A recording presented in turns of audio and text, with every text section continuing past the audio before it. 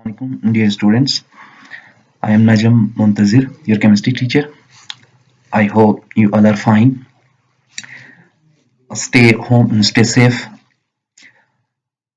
Acid basis and salts के एक और टॉपिक लेके क्लास फर्स्ट ईयर के आज हम पढ़ने जा रहे हैं conjugate acids and bases. Last lecture में हमने एसिड्स क्या होते हैं, बेसिस क्या होते हैं और स्ट्रॉन्ग एसिड्स क्या होते हैं, वीक एसिड्स क्या होते हैं, वो हमने सब डिस्कस कर लिया। तो आज हम देखते हैं कि ये कंजुगेट एसिड्स एंड बेसिस क्या होते हैं। अकॉर्डिंग टू डिफिनीशन हम देखते हैं, according to Bronsted-Lowry definition of acid and bases, a conjugate acid-base pair consists of two substances that differ only by the presence of a proton. यहाँ पर proton H positive ion को proton कहा गया है। A conjugate acid is formed when a proton is added to a base, and a conjugate base is formed when a proton is removed from an acid.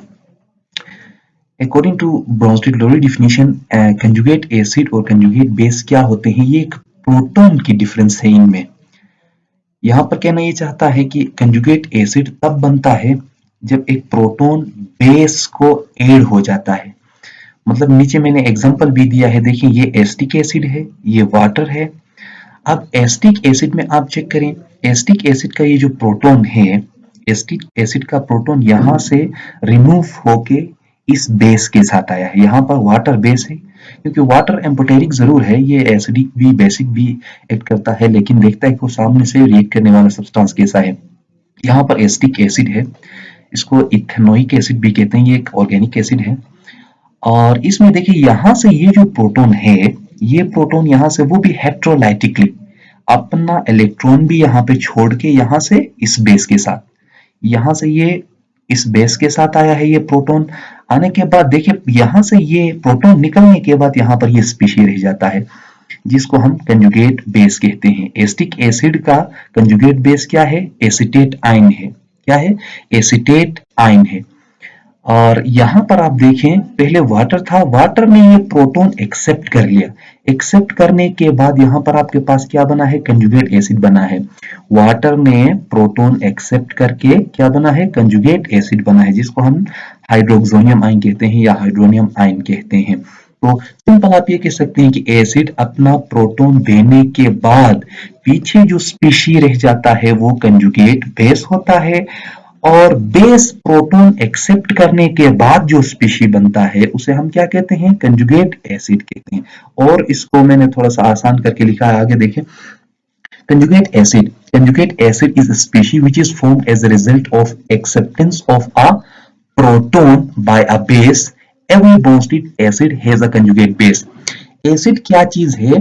देखें, मतलब अब अगर conjugate acid की बात करें, कंजुगेट एसिड सिंपल अपना proton दे देता है, अपना प्रोटॉन किसी को दे देता है, तो पीछे जो रिमेनिंग स्पीशी रह जाता है वो आपके पास कंजुगेट बेस होता है, या वो उस एसिड का साल्ट भी कहा जाता है। ये जैसा आपके पास क्लोराइड बना है, ये क्लोराइड आयन जो बना है ये कंजुगेट बेस है, और इसको हम साल्ट ऑफ हाइड्रोक्लोरिक एसिड भी कहते हैं। तो ये कंजुगेट एसिड्स के लिए। दूसरा हम देखें कंजुगेट बेस क्या होता है।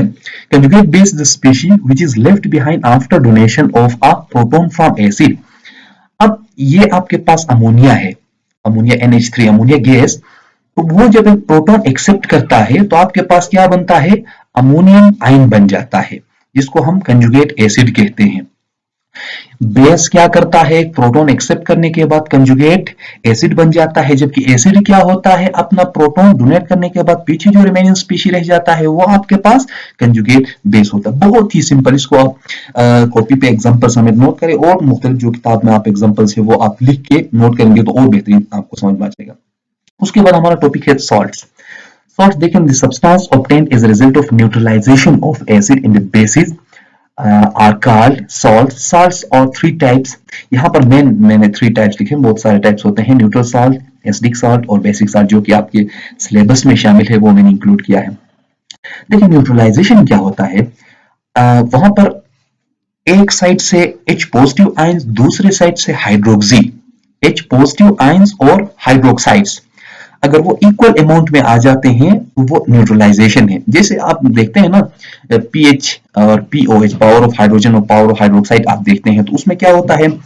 अगर वहां पर concentration of H positive ions और concentration of hydroxy ions equal है तो उस सॉल्यूशन को हम न्यूट्रल कहते हैं। अगर कहीं पे H पॉजिटिव आयंस की कंसंट्रेशन एक्सीड करती है तो वो एसिडिक सॉल्यूशन बन जाती है, और कहीं पे अगर OH आयंस की कंसंट्रेशन बढ़ जाती है तो क्या होता है, फिर वो बेसिक बन जाता है। यहाँ पर न्यूट्रल साल्ट के लिए देखो, a salt resulting from the neutralization of an acid by a base and having no acidic or basic character especially when dissolved in water। देखिए हमने हाइड्रोक्लोरिक एसिड ले लिया जो कि स्ट्रॉन्ग एसिड है, और साथ में हमने सोडियम हाइड्रोक्साइड कॉस्टिक सोडा ले लिया।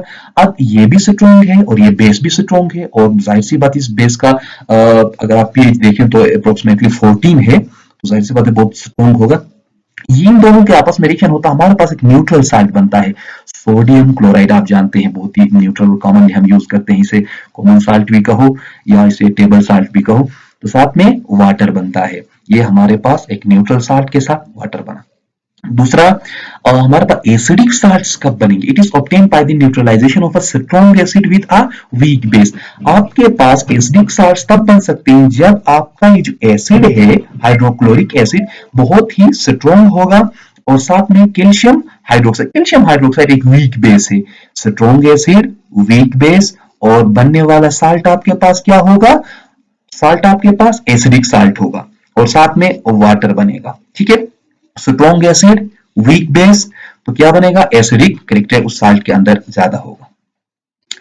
उसके बाद देखें बेसिक सॉल्ट क्या होता है। It is obtained by the neutralisation of a strong base with a weak acid.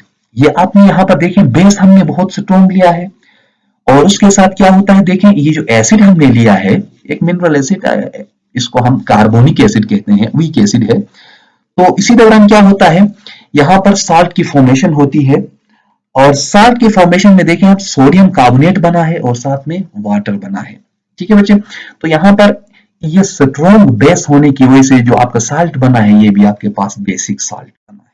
ठीक है, और साथ में कुछ अमाउंट में वाटर बना है। ये यहाँ पर मैंने एक छोटा सा एक इमेज है, इसमें आप चेक कर सकते हैं कि मैंने कुछ सॉल्ट्स वगैरह लिया है, और उसमें पेरेंट एसिड हाइड्रोफ्लोरिक एसिड है, और आपके पास पेरेंट बेस क्या है? पेरेंट बेस लिथियम हाइड्रोक्साइड है। अब इसमें आप ये देख सकते हैं कि एसिड वीक है, और ये जो आपके पास बेस है ये आपके पास स्ट्रॉन्ग है, तो जाहिर सी बात है साल्ट जो बनेगा वो बेसिक बनेगा, और साल्ट कौन सा बना है? लिथियम फ्लोराइड बना है। दूसरा चेक करें, हाइड्रोआइडिक एसिड है। हाइड्रोआइडिक एसिड के साथ रिएक्शन किया है रुबीडियम हाइड्रोक्साइड ने, और साथ में क्या बना है? न्यूट्रल बना है। जो साल्ट बना है वो न्यूट्रल, क्योंकि ये हाइड्रोआइडिक जो एसिड है आपके पास ये भी आपके पास स्ट्रॉन्ग है, और साथ में जो बेस है वो भी स्ट्रॉन्ग है, दोनों स्ट्रॉन्ग तो न्यूट्रल, तो रुबीडियम हाइड्राइड आपके पास साल्ट बना।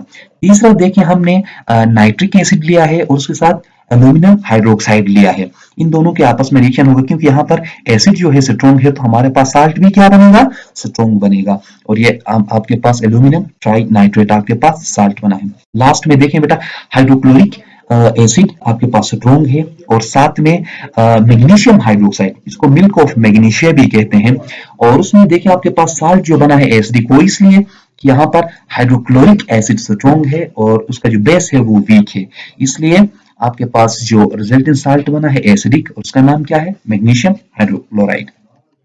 Thank you for watching.